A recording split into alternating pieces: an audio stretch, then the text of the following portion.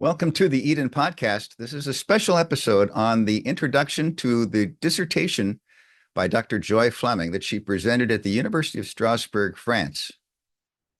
A lot of you have learned about the research that she did during her 7 years of preparation, and we have written a number of books and videos and produced based on her work. This is from the actual dissertation that she defended at the University of Strasbourg, France.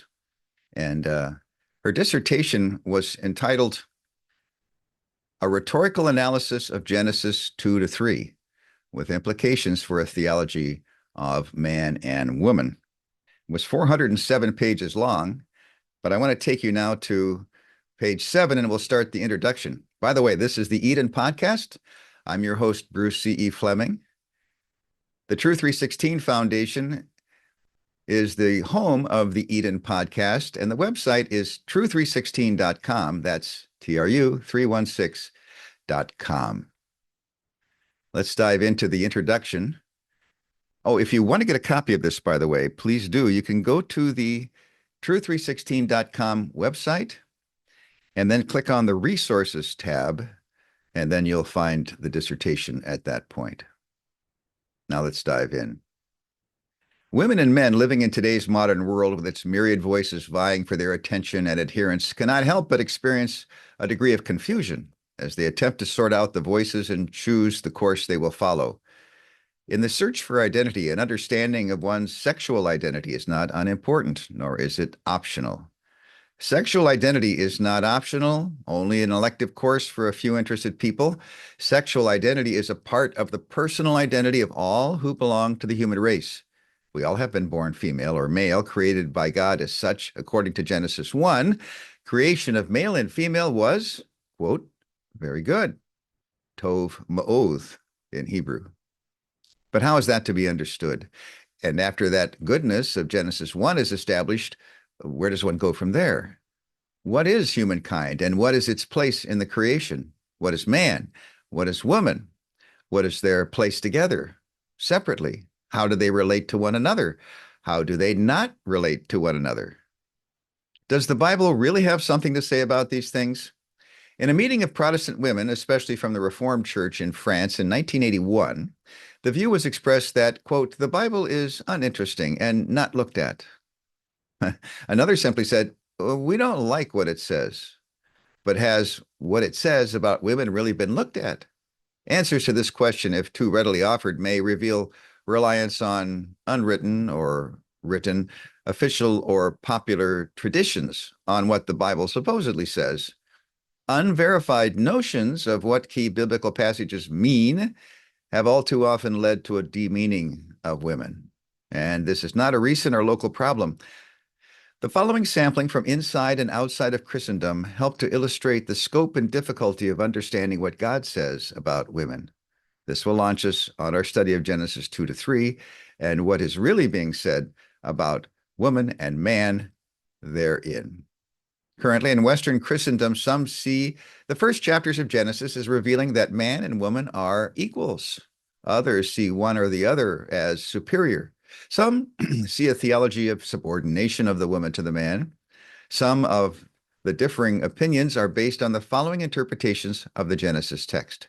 Some stress that man and woman are both created, 1, in the image and likeness of God, and are both given, 2, the mandate to have dominion over all the created realm. Thus, they are ontologically and functionally equals, it is reasoned. Oh, not so, retort others. Arguments for this camp are developed in the following way. 1, woman was made as a helper suitable for the man and is therefore subordinate. 2, woman was made from the man, therefore she is inferior to him and dependent on him. 3, man's naming of the woman in the garden shows his authority over her. 4, the sequence of creation renders the woman subordinate. She was preceded by the man. 5, woman was the one who first sinned, demonstrating her moral weakness and inferiority. 6, man was called to account for his first sin. He thus has priority of place in spiritual responsibility. 7, woman was cursed by God while man looked on. God's treatment of her shows her proper place. Now, we're going through the introduction to the dissertation by Dr. Joy Fleming. She spends hundreds of pages going deeply into the Hebrew text, into the words, and to the word patterns, and explains what happened, what's really being said in the scripture. But of course, this introduction explains what people have been doing by not looking deeply into the text. Let's continue with her introduction. Exegetes and theologians have been influenced in their thinking about women by extra-biblical influences, much more than they have realized. For example, in their book, Et Dieu créa Ève, Eisenberg and Abacassis say, well, it's in French. I'll skip that for you. You can read it on the video version here and see what they say. I'll move on to her English comment. Eisenberg and Abacassis note that according to theology based solely on the biblical text versus rabbinic tradition, there is no feminine nature marked by some sort of original defect. However, the rabbinic tradition, asking certain well-chosen questions, determined the response to the questions in advance. This is seen in many suggested reasons as to why the serpent approached Eve. The Midrash Haggadah suggests that the serpent decided who he would approach by ruling out Adam, who would not listen, he thought, and deciding on Eve, car les femmes sont attentives et plus faciles à séduire. A second option offered as to why the serpent approached Eve presumes an absence on the part of Adam during the encounter between the serpent and Eve. Where was Adam and why? It suggested in the Midrash Rabbah that he was doing one of two possible things. Either he was absent because God took him on a world tour, showing him all the land over which he was master, or Adam and Eve had just made love and Adam had fallen asleep. Both options are interesting and quite imaginative. Both are also mere speculation. As to what happened to Eve after her sin in the garden, the Babylonian Talmud states that Eve was cursed with 10 curses. One, this is from the Talmud, that Babylonian Talmud. One, greatly multiply refers to catamania, etc. Two, thy sorrow in rearing children. Three, thy conception. Now, these are all curses, they say. Four, in sorrow shalt thou bring forth children. Five, thy desire shall be to thy husband. That's a curse. Six, he shall rule over thee. Seven, she's wrapped up like a mourner. Eight, does not appear in public with her head uncovered. Nine, is restricted to one husband, while he may have many wives. 10, and is confined to the house, as to a prison. Greek philosophical thought on the nature and value of woman has had a marked influence on Christian theology. Aristotle, in Histoire des Animaux, made certain observations of the physical world and wrote down his thoughts. He concluded that the female, for both animals and humans, was inferior in fundamental nature to the male. He also suggested a difference in blood weight, purity, and temperature. Parmenides affirmed that women had a higher temperature than man. Others, like Aristotle, the opposite. Aristotle characterized male as warm, female as cold, male as dry, female as damp, male as the mover, female as the one moved. Man is the potter, woman clay. Man is carpenter, woman wood. Aristotle profoundly influenced Western thought with these ideas. His belief that the woman was sort of error in nature, a mutilated man, was picked up and passed along. His idea that woman was defective was later to be taken up by the theologian Thomas Aquinas. Philo of Alexandria, though of Jewish stock, was heavily influenced by Greek thought, particularly that of Plato. Philo gives his interpretation of the creation and fall as follows. In the first creation story, man was purely ideal creature. In the second story, man was the combination of matter and spirit, made from Mother Earth, and unlike the ideal prototype. Man was male. He was made of the very best materials and given in the breath of God, the Logos, the summation of the ideal world as his spiritual nature. His downfall began with the creation of woman, who represented and emphasized the material part of his nature, especially physical desire. Through her, the serpent, symbol of pleasure, attacked him and caused his downfall. For reason became the slave of pleasure, and with this enslavement, Mother Earth ceased to produce for man without toil and effort. Philo claimed, quote, desire did not dare to apply its deceitful art of temptation to the man, but it perverted the woman, and through her the man. The woman, since the fall into sin, must bear heavy burdens, also the loss of freedom and dependence on her husband, whose command she must obey. We have footnotes for these that were included in Dr. Joy Fleming's dissertation. This was from Paul Jewett. There's others. You can read them in the video version. Back to Dr. Joy Fleming's dissertation, Introduction, page 13. The Church Fathers drew parallels between the myth of Pandora and the Genesis story of Eve. The Greek myth was well known, and the biblical Eve was often compared to Pandora. Genesis 3:16 and its interpretation proved to be an important verse in the discussions on woman. A number of early church fathers made at least a passing reference to Genesis 3:16. Tertullian is probably the most overt and outspoken in his attitudes, which have a clearly misogynist outlook. In his De Cultu Feminarum, Tertullian opens with harsh words for the female sex. Women should wear modest apparel and walk around mourning and repentant as Eve, in order to expiate what they derive from Eve, the humiliation of the first sin and the cause of human perdition. He quotes Genesis 3:16 and asks, now here's his words, and do you not know that you are each an Eve? The sentence of God on this sex of yours lives in this age. The guilt must of necessity live too. You are the devil's gateway. You are the unsealer of that forbidden tree. You are the first deserter of the divine law. You are she who persuaded him whom the devil was not valiant enough to attack. You destroyed so easily God's image, man. On account of your desert, that is death, even the Son of God had to die. That's the end of that quote. Thomas Aquinas treated the subject of woman's creation and fall in his Summa Theologica. His thinking picked up the idea of woman as a misbegotten male, but nuanced the argument, suggesting that regarding her particular nature, female, she is misbegotten, but as to her universal nature, humanity, she is not. As to woman being subject to man, Thomas makes a distinction between two kinds of subjection. The end result of his thought is a defense of a, quote, beneficial subjugation of the woman to the man, asserting an ontological superiority of males. Thomas and the scholastics, generally speaking, continued previous themes in their portrayal of the woman as more easily duped by the devil and the temptress of man. When excesses in asceticism were added to popular and theological medieval teachings, this produced certain strange and violent attitudes of contempt and horror of women. In Carmen de Mundi Contemptu, the French monk Roger Dequin, died in 1095, wrote that woman's body, if cut open, would reveal the filth covered by her white skin.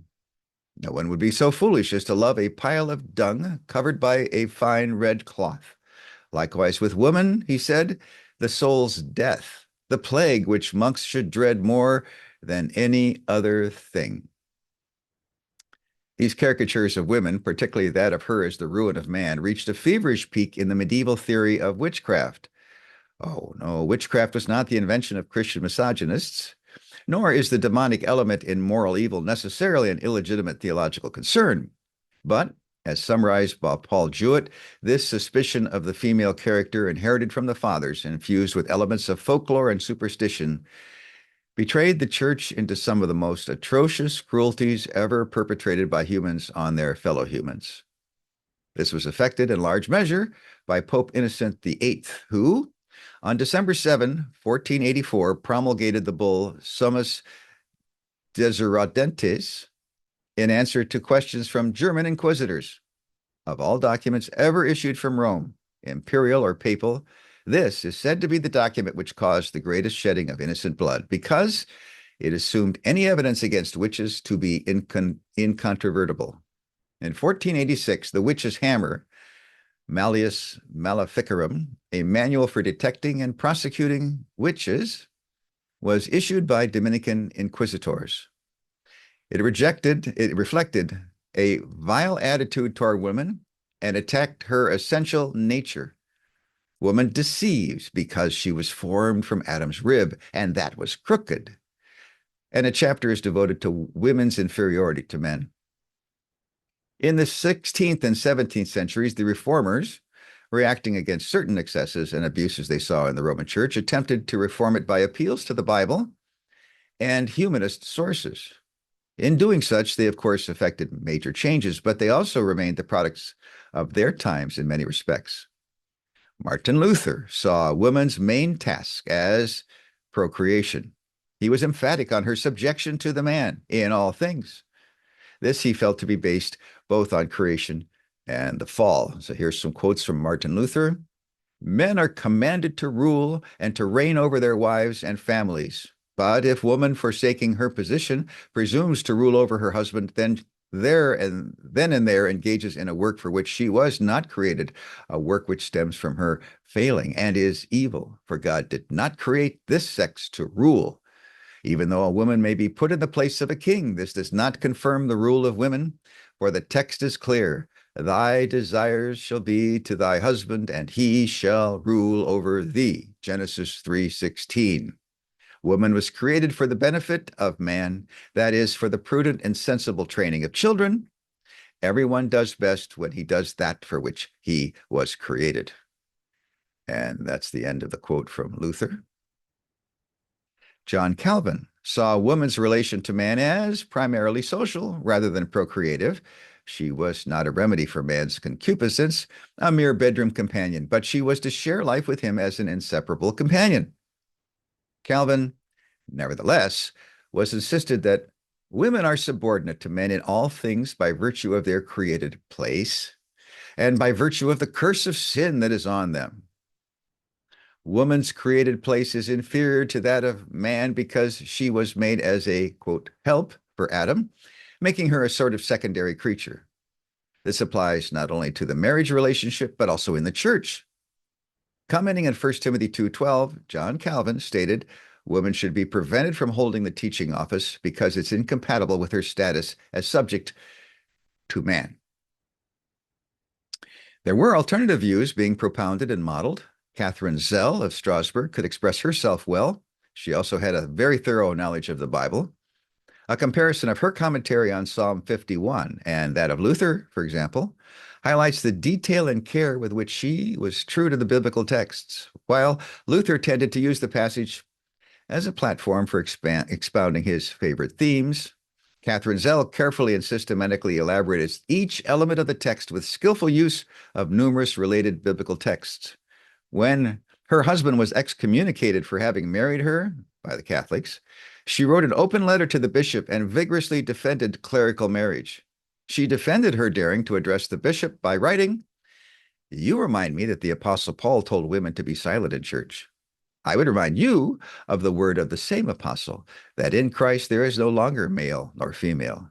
And of the prophecy of Joel, I will pour forth my spirit upon all flesh, and your sons and daughters will prophesy. I do not pretend to be John the Baptist rebuking the Pharisees. I do not claim to be Nathan upbraiding David. I only aspire to be Balaam's ass castigating his master." Christopher Hill describes the spiritualization of the household in Puritan England around the 17th century, explaining how the father came to be viewed as master of the family as well as of his slaves. Quote, "The priest-like father reads the sacred page," reads a line from Robert Burns' poem, The Cotter's Saturday Night. A view held at the time was that church discipline does not overthrow the authority of the husband in his house, that Eve's fall, after all, occurred not only because she disobeyed her husband, but also because she was insufficiently instructed to grasp the importance of the issue. In the 19th century, a strong philosophical current perpetuated the ideas of earlier thinkers. Schopenhauer, Nietzsche, and Darwin, in the tradition of previous generations, held to a view of women's inferiority. They sometimes painted elaborate and extreme portraits of women's inferiority. Schopenhauer not only saw women as existing solely to propagate the species, but as, quote, childish, frivolous, and short-sighted. Nietzsche, that a man who believed women were equal to himself, was a shallow man. He further spoke against women's pedantry, superficiality, presumption, petty licentiousness, and immodesty. Darwin saw women as constitutionally inferior to everything, requiring deep thought, reason, or imagination, or merely the use of the senses or the hands. An opposite viewpoint was held by John Stuart Mill. He stood strongly in favor of female emancipation and saw an analogy between the suppression of women and blacks. Medical practice was influenced by the predominant philosophical and theological views. It is known, for example, that in 1844, in the Allgemeines Krankenhaus in Vienna, almost 1 mother in 10 died of childbed fever. Reasons suggested for this included excessive modesty of women, not wanting to be examined by male doctors, bad water, food, or poor ventilation, or that it was the will of God that women die in childbirth because of the curse of Genesis 3:16. A young doctor, Ignaz Semmelweis, though, struggled to find the reason why formerly healthy women suddenly developed a fever and died. When one of his colleagues died from a scalpel cut on his finger made during an autopsy, Semmelweis hit upon a thesis which was borne out by his tests. Doctors were carrying a germ on their hands from the autopsy room directly to women in labor. Doctors themselves were killing their own patients. Semmelweis explained his theory in a book, but obstetricians around the world ridiculed his ideas, including Charles D. Meigs of Philadelphia. He, like many devout doctors,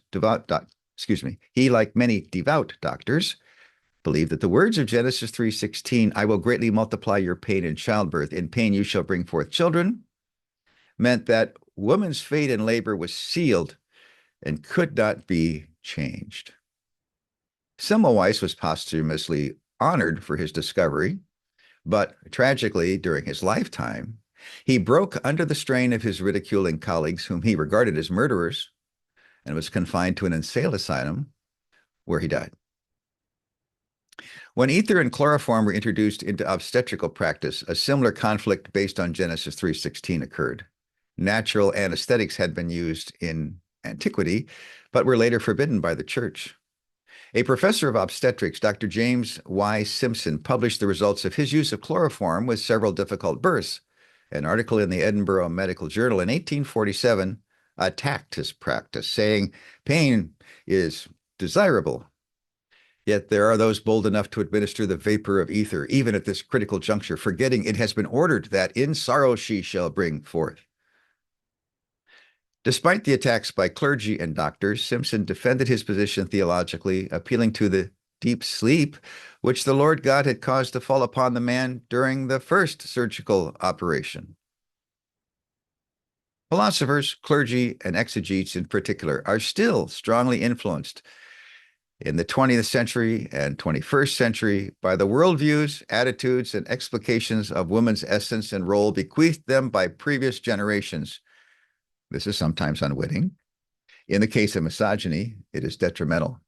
Lingering on are the same old arguments. The significant writers on the subject can roughly be divided into 2 categories. There are those who hold to a subordination of women due to the creation or the fall, and there are those who hold to an ontological and functional equality of men and women. The following is one subordinationist exegesis of Genesis 3:16 by H.C. Leupold. Woman, according to Leupold, this Lutheran theologian, is given 3 penalties in Genesis 3:16.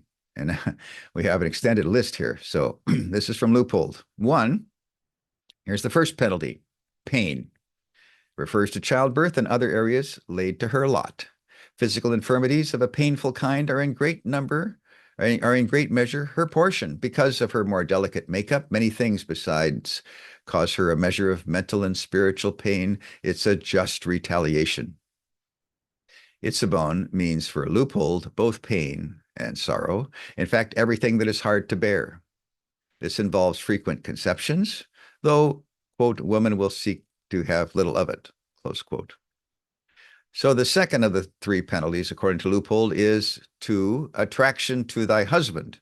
And he says, to shuka means desire, or even better, yearning. And then he says, this yearning is morbid. It is not merely sexual yearning. It includes the attraction that woman experiences for man, which she cannot root from her nature. It may be normal. It often is not, but takes a perverted form, even to the point of nymphomania. It is a just penalty, he concludes. Then point 3, he says, he shall rule over thee. And here's his commentary. She sought to control him by taking control into her own hands. 1 Timothy 2:14, he puts as a reference. And even by leading him on in the temptation.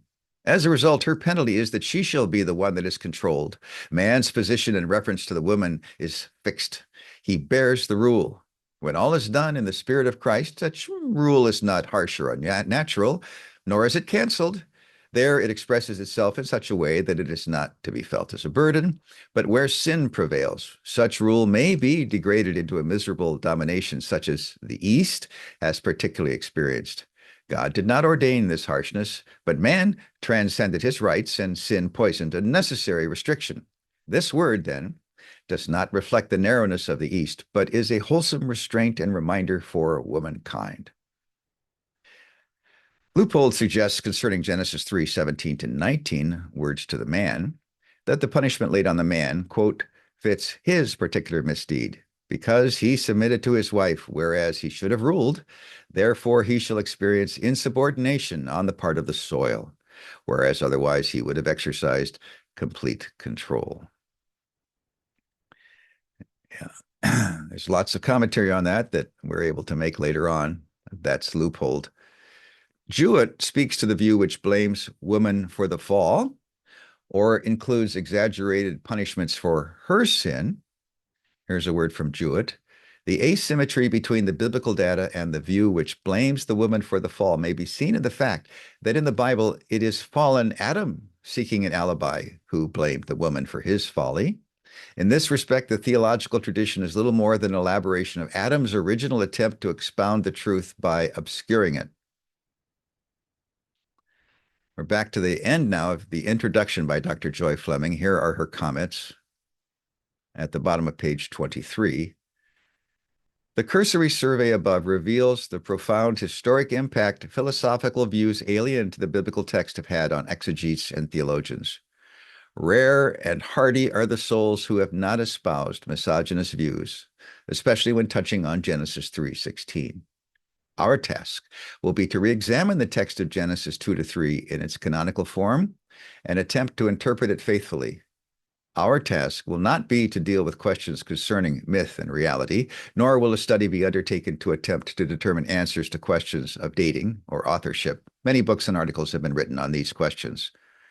The tools at our disposition, and here we've had to choose which exegetical tools to use and which ones to leave unused, will be introduced in our chapter on methodology, but will be more fully developed in the doing of our exegesis in Chapter 3. Chapter 2 takes into account the findings of research into the ancient Near East, specifically in reference to creation of man and woman, sin and fall, pain and death. Theological dead ends and byways will be explored in Chapter 4 with reference to our exegesis in the previous chapter. I've been reading from the introduction to the dissertation by Dr. Joy Fleming. We encourage you to go to our website, true316.com, where you'll find various elaborations on what she has revealed to us in her dissertation. And I hope it will be a great help to you.